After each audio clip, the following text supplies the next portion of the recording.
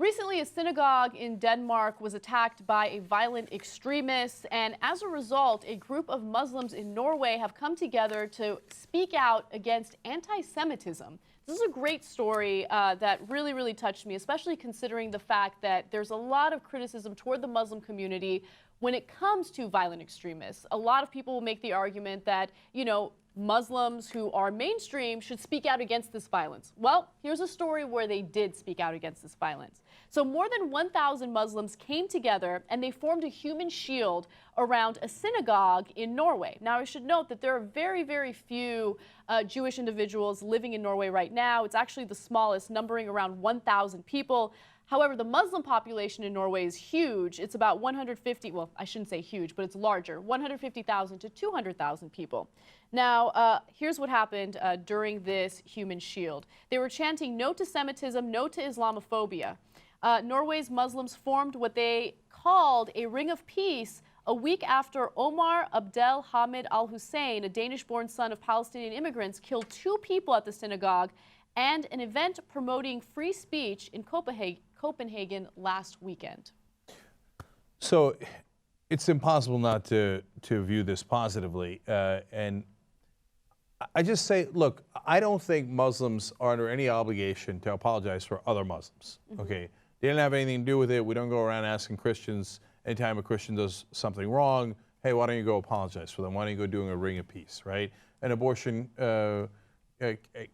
provider gets killed, we don't go around grabbing every, Christian in the middle of Nebraska and be like, what's wrong with you? Why don't you apologize, right?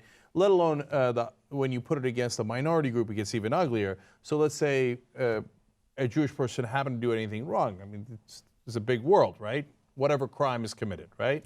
And then you go find a random Jew in the middle of Kansas and you're like, why don't you apologize for that guy?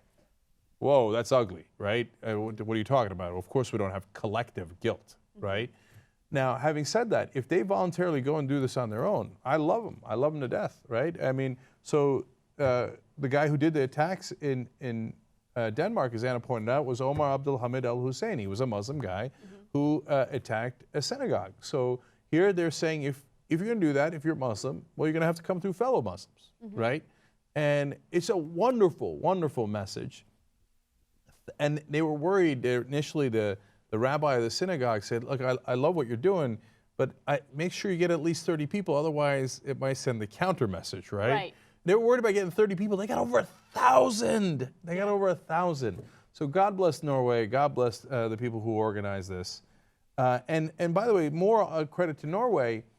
Since the Breivik attacks where 77 people were killed, and Breivik's a lunatic, right-wing lunatic who wanted to prevent more Muslim immigration into Norway, so he randomly killed poor Norwegian kids that had nothing to do with it, right? And the polls in Norway have gone in the opposite direction, saying they are more open to immigration.